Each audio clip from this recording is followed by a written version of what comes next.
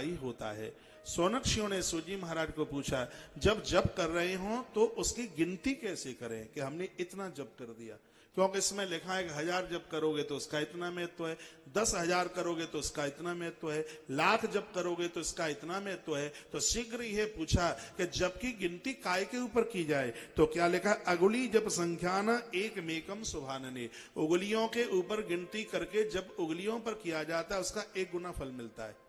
सुन लो, नहीं मिलेगी ये बात सुनने के लिए, जो क्योंकि आप किसी न किसी गुरु के साधक लोग यहां जरूर बैठे हैं। और निवेदन करना चाहूंगा कि यज्ञ में आहुति डालने से भी और ज्यादा महत्व जप का है, क्योंकि जप से मानसिक तनाव खत्म हो जाता है, मन से जप से नकारात्मक ऊर्जा समाप्त हो जाती है। जप करने वाले लोग किसी को गाली गलौज नहीं कर सकते, जप की ये महिमा है। तो उंगलियों के ऊपर जो आप जप करते हैं उसका 1 गुना फल है। रेखा अष्ट गुणम प्रोक्तम पुत्र जीव फल ही दशा, यहां निवेदन किया है, आप लकीर निकालकर एक माला घुमाई, फिर आपने एक लकीर बना दी, तो उसका 8 गुना, उंगली से 8 गुना और ज्यादा उसका फल है। सतम वैशंक मणि भी प्रवालस्य सहस्रकम, सतम 100 गुना फल। कोई प्रवाल नाम का पत्थर आता है, वह गिनती कर करके रख दें तो उसका फल 100 गुना है। स्फटिका दर्श सहस्रम, 10,000 के बराबर स्फटिक की माला के ऊपर जप करोगे तो उसका फल ज्यादा है। मुक्ति की माला पर, मुक्ता की माला पर जप करोगे तो उसका 1,00,000 गुना फल है। पद्माक्षयी 10 लक्षम, पद्म कहते हैं कमल को, कमल गट्टा की माला के ऊपर जप करोगे, और लिखने लायक बात है और आप नहीं लिख पाएंगे, दोबारा सुनने को मिलेगी नहीं, कमल गट्टा की माला के ऊपर जप करोगे तो उसका फल 10,00,000 गुना है। आप सही सुन रहे हैं, 10,00,000 गुना। श्लोक में लिखा है पद्मा क्षरई 10 लक्षम, पद्म कहते हैं कमल को, अक्ष उसका छोटा दाना, कमल के गट्टे पर कमल का बीज, कमल का फल लिखा है तो कमल गट्टा ही होगा। कमल गट्टा की माला के ऊपर आप जप करते हैं तो उसका 10,00,000 गुना फल है। तू सौवर्णम कोटि रुच्यते है, सोने के मनके की कोई माला है उसके ऊपर जप करते हो तो उसका फल 1 करोड़ गुना है, ऐसा लिंग पुराण के अंतर्गत लिखा है। फिर लिखा कुशक ग्रंथ्याम, कुशा डाव कहते हैं, डाव की ग्रंथि के ऊपर एक एक गिन के रख दें, उसके ऊपर जप करोगे तो उसका फल 10 करोड़ गुना है। कोई भी आप यज्ञ करते हैं या उंगली में कुशा की अंगूठी बना करके आप पहन लेते हैं, उस समय आप देवताओं को स्नान कराते हैं तो उसका फल अपने आप में 10 करोड़ गुना है, ऐसा इस ग्रंथ में लिखा है।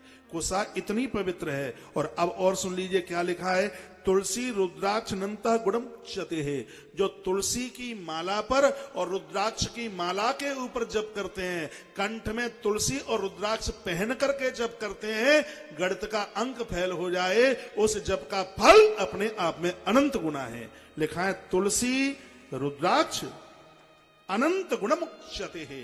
तुलसी और रुद्राक्ष, सोना और चांदी ये सब पीछे हैं उसके ऊपर, तुलसी और रुद्राक्ष, बस ये है असली मिल जाए। ये मैं दुकान का प्रचार नहीं कर रहा हूं, आश्रम का इधर यहां लगा हुआ है, इधर स्टॉल लगा हुआ है आश्रम का, वो इसलिए कि कोई असली चीज आपके पास पहुंच जाए। हमारे हाथों से 15 किताब लिखी गई हैं। आज की युवान पीढ़ी को ये किताबें पढ़ाइए, चलो माता पिता की ओर। किताब है जिसमें कागज और स्याही का भी खर्चा नहीं है।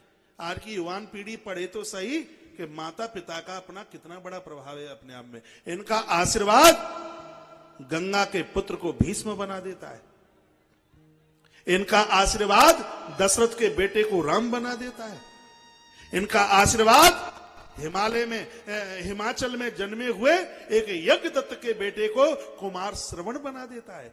माता पिता के आशीर्वाद की इतनी बड़ी ताकत है।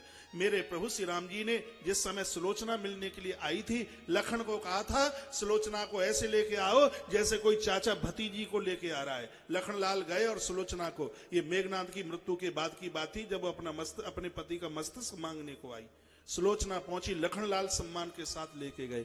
राम जी ने खड़े होकर कहा, बेटी यहां पर तुम्हारा सम्मान है, तुम क्या चाहती हो? पति के लिए रो रही थी। उस समय भगवान ने आत्मा का आह्वान किया और उस समय मेघनाद सुलोचना के साथ खड़ा होकर भगवान प्रभु श्री राम जी को वंदन कर रहा था, प्रणाम कर रहा था। प्रभु राम ने उस समय मेघनाद को एक बात कही और कहा, हे मेघनाद, मैं तुम्हें अपना धाम दूंगा। तुम्हारा एक गुण मेरे गुण से मिलता है, वो ये है पिता के वचन के लिए आज मैं वन चल करके आया हूं और पिता के वचन के लिए ही तुम दुनिया छोड़ करके चले गए। जो माता पिता की आज्ञा का पालन करता है वह सीधे मेरे धाम जाता है, ऐसा मेरे भगवान प्रभु श्री राम जी ने कहा।